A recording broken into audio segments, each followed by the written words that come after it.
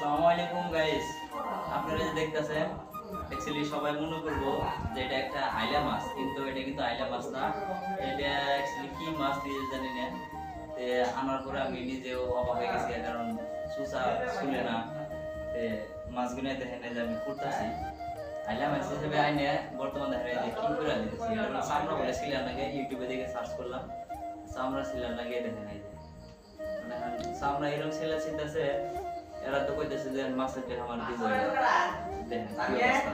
আমার দেখেন খালি আমার বিলাই খালি দিতে মানু বাকিন দিবে গেছে গা, আমার খালি বিলাই খালি মাছটি খাইতেছে, কিন্তু আঙ্গু আজকে খাওয়া গুণা নাই। এই দেখেন অ্যাকচুয়ালি মাছটা কিভাবে ফুটে আমি নিজে জানি না।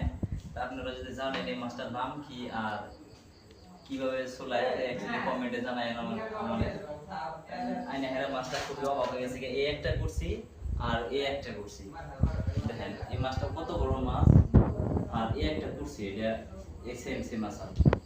এই একটা কুইটে আছে আর এটা তো অবস্থায় নাই, এই যে আদা শেষ হয়ে গেছে গা 400 টাকা কেজি মাছ।